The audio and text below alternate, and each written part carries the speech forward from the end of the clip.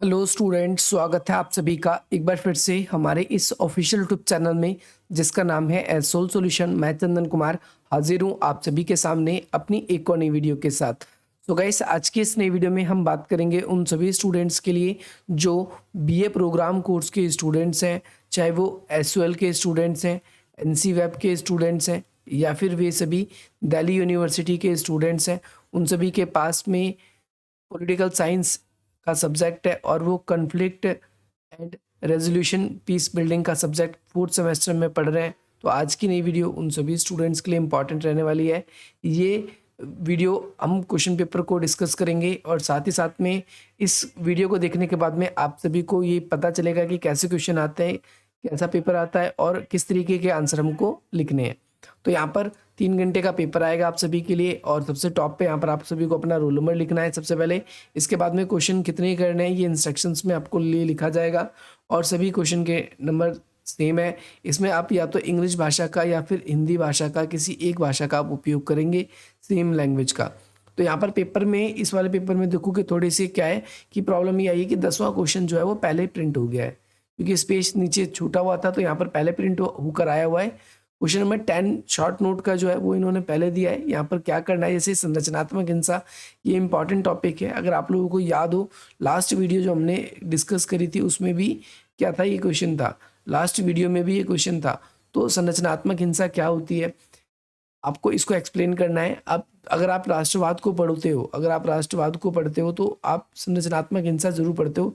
संरचनात्मक हिंसा एक ऐसी हिंसा का रूप होता है जिसमें हम देखते हैं कि हिंसा का कोई स्पेसिफिक कारण होता है, चाहे तो उसके अंदर कोई जाति होती है, उसके अंदर कोई लिंग के आधार रहते हैं, या फिर हम उसके अंदर अगर हम कहें तो धर्म उसका रीजन हो सकता है, या फिर कोई एथिक्स हो सकती है। तो इस तरीके से हम देखते हैं जाति आधारित हिंसाएं ये होती है। इसके बाद में नेक्स्ट आपका ये क्वेश्चन भी आपने देखा होगा, मध्यस्थता वाला। ये भी लास्ट वीडियो में हमने डिस्कस किया था, ये क्वेश्चन भी आपसे पूछा गया था। अगला क्वेश्चन ये अलग है जिसमें पूछा गया है आप सभी से कि दक्षिण अफ्रीका का सत्य और सुलह आयोग क्या है। सत्य और सुलह आयोग आप सभी को पता है कि वहाँ पर जो रंग भेद के खिलाफ नीति है उसके खिलाफ में क्या किया गया था, सुलह आयोग बनाया गया था, ताकि वहाँ पर जो काले गोरे के लोगों के बीच में संघर्ष है वो संघर्ष को समाप्त किया जा सके। इसके बाद में एजेंडा फॉर पीस, एजेंडा का मतलब क्या होता है, लक्ष्य। शांति के लिए क्या क्या लक्ष्य निर्धारण किए गए हैं या किन किन तरीके से शांति स्थापित हो सकती है, ये आप सभी को इसमें एक्सप्लेन करना है। अगला क्वेश्चन आपसे पूछा गया है कि शांति से आप क्या समझते हैं, शांति क्या है। ये क्वेश्चन तो आपको पक्का करके ही जाना है अगर आपके पास में ये सब्जेक्ट है। इसके बाद में जोहान गाल्तुंग के नकारात्मक शांति और सकारात्मक शांति के बीच में अंतर स्पष्ट करना है। देखो, नकारात्मक शांति कौन सी होती है, जो युद्ध के होती है, जो किसके बाद में, युद्ध के बाद आती है, ये नकारात्मक शांति होती है। और सकारात्मक शांति हम किसे कहते हैं, सकारात्मक शांति शांति का वह रूप होता है जिसके तहत अगर हम देखते हैं कि जो समझौते के पश्चात आती है, जिसमें लोगों के ऊपर प्रेशर नहीं बनाया जाता, तो ये इस वाले शांति का प्रकार है। नेक्स्ट क्वेश्चन है, सैद्धांतिक बातचीत के मौलिक सिद्धांत क्या है। यानी अगर कोई भी सैद्धांतिक रूप से अगर हम कोई समझौता करने जा रहे हैं बातचीत के थ्रू, तो यहाँ पर क्या मौलिक सिद्धांत है, इसका आपको क्या करना है, वर्णन करना है। नेक्स्ट क्वेश्चन है, क्वेश्चन नंबर 3 है, मानवीय हस्तक्षेप या मानव अधिकार का एक क्या है, स्वागत योग्यता है। इसको आपको एक्सप्लेन करना है।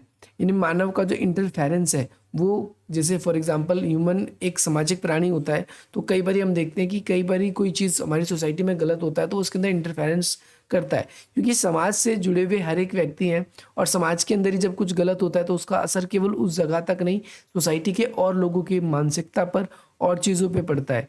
तो मानवीय जो हस्तक्षेप है ये होना लाजिम सी बात है।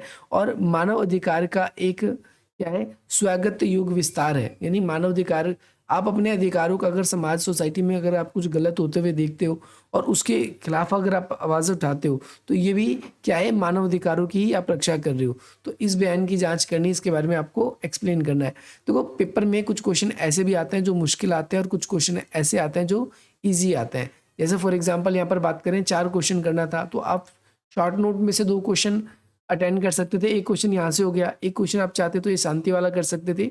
तो कुछ क्वेश्चन छोड़ने वाले भी होते हैं, आप इसको छोड़ भी सकते हो और बाकी उसके नीचे जो और ऑप्शन मैं आपको दिए हैं आप उनको करो। अगला क्वेश्चन आपसे पूछा गया है कि विवाद परिवर्तन में किस प्रकार दो अहिंसक सिद्धांत की भूमिका है। ये क्वेश्चन भी थोड़ा टेढ़ा है, तो इस क्वेश्चन को करने से बचें, लेकिन हम इसको एक्सप्लेन करेंगे। यहाँ पर विवाद परिवर्तन में दो अहिंसक सिद्धांत कौन कौन से हैं।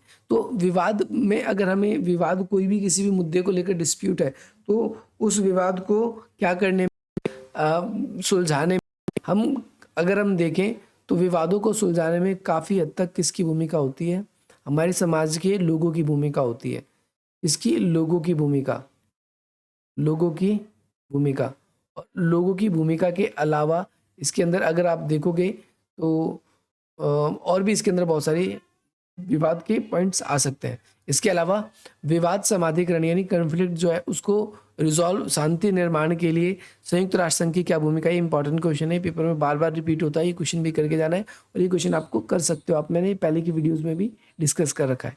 इसके बाद में अगला क्वेश्चन है कि सुलह के दृष्टिकोण, सुलह का मतलब समझौते से है, कि रणनीति पर चर्चा करना है कि आपको लगता है कि हिंसक साधनों से सुलह संभव है, क्या हिंसाओं के थ्रू हम सुलह ला सकते हैं। तो बिल्कुल ऐसा नहीं है, हिंसा के थ्रू हम सुलह नहीं करवा सकते, ये ध्यान रखना है। अगला क्वेश्चन आपसे से पूछा गया है कि क्या पुनर्स्थापना न्याय प्रणाली अपराधक न्याय प्रणाली में खामियां है, इसमें आप सभी को डिफ्रेंशिएट करना है।